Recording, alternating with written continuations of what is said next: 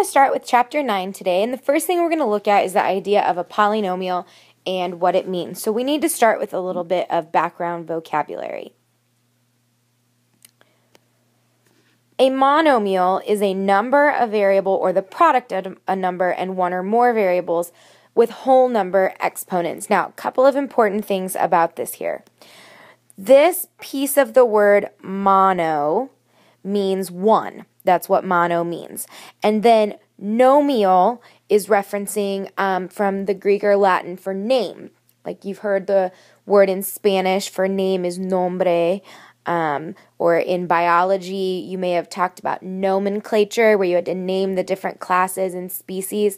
So those two things together, mono and nomial, would mean one name. So it's going to be basically one term. That's what a monomial is.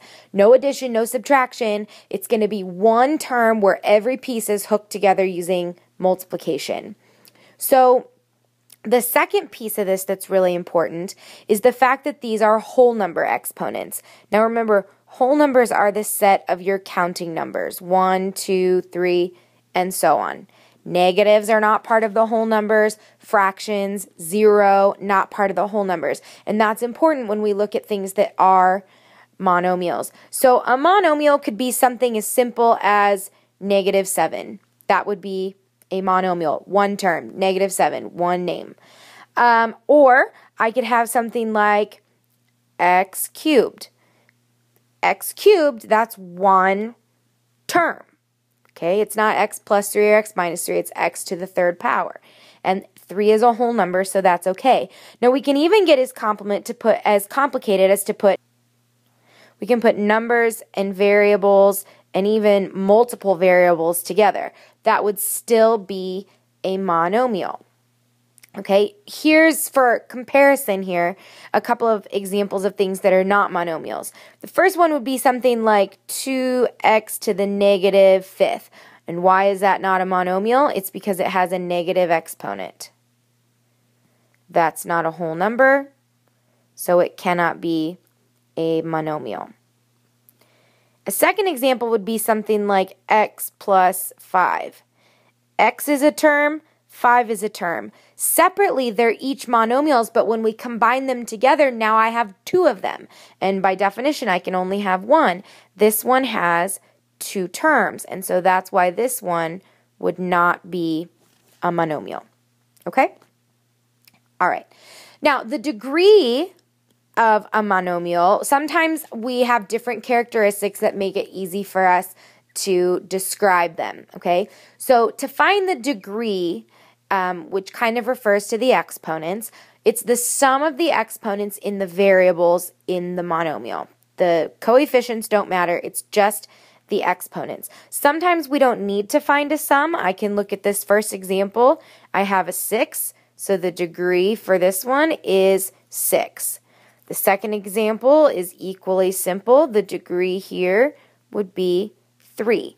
However, this last example you'll notice has more than one in it, so we're going to add those together. It says the sum of the exponents. That means add them up. So for this one, you know what the degree would be? It would be 8. We need to know that because that's a way that we can sort of classify them, is based on their degree. We can compare them saying, well, this one has a higher degree than the other one. So when we put multiple monomials together, we don't call it a monomial anymore because it doesn't just have one term.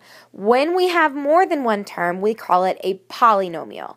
And if we break this down the same way that we did the other one, poly means many. So if we're looking at a polynomial, that says many names. So that's why we can hook multiple monomials together, and that's what creates a polynomial. Now, the reason we need to be able to figure out the degree of individual monomials is because whichever term has the highest degree, we consider that to be the degree of the entire polynomial. We only take the value from one term. So it's like we got to figure out which one is in charge because that one gets to name the entire thing. So here's a couple of examples. This one is a polynomial because it has 4 terms. And if we look at the degree of each one, we have 3 here, 2 here, 2 here, and the last one doesn't have a variable, so it doesn't have a degree. The degree would be 0 because there's no variable there. But since 3 is the highest, that would tell us the degree of this one is 3. If we look at the second one, you see it also has more than one term. Pluses and minuses always divide up your terms. Anytime you have multiplication, you hook them all together. We do not write times in between all of those things because that gets really confusing. So we need to determine the degree of each one of these. First, we notice that this one has 2 terms. That's going to be important as we move on. But we see this is a b to the first and a c to the third, so our total degree here is going to be 4. This one is a b to the fourth and a c to the first, so this one has a total degree of 5, which is bigger, 4 or 5. We all know that 5 is, so the degree for this one would be 5. Okay? Now, certain polynomials have special names. A monomial is one of them. 2 more would be a binomial. Think of words like bicycle. Those are going to be polynomials that have just 2 terms, exactly 2 terms. If it has less, we'd call it something else. If it had more, we'd call it something else.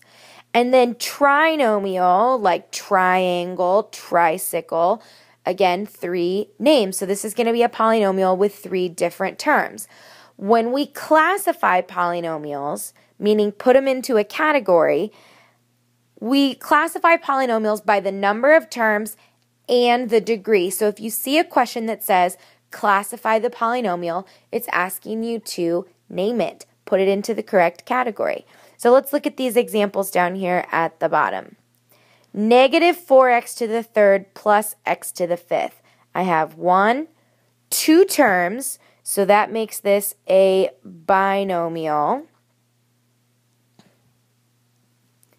And I look at my exponents, I have a 3 and a 5. Which one is higher? The 5 is, and so we would say this is a fifth, whoops, that's spelled wrong, fifth degree.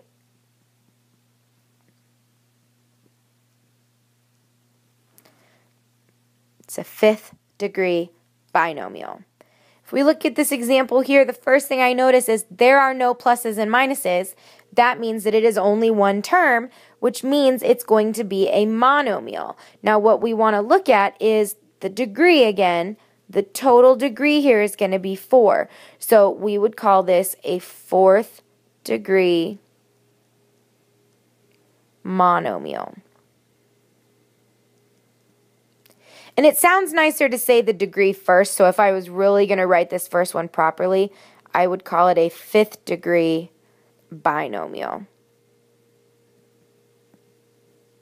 Because the degree describes the type of binomial, so that's why I would like to write it in that order.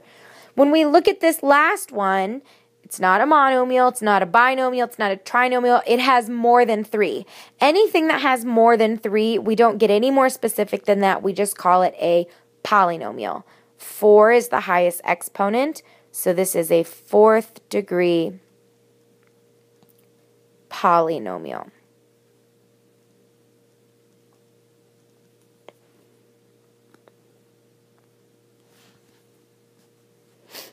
And that's it. So we'll continue on with our activity now.